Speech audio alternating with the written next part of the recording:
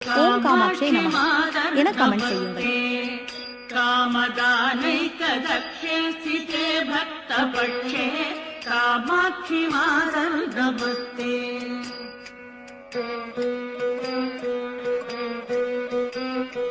कामारि कान्ते कुमारी कालकालस्य भर्तुकरे दत्तहस्ते कामाय कामप्रदात्री कामकोटिश्च पूज्ये गिरं देहि मह्यं कामाक्षि मातर् नमस्ते।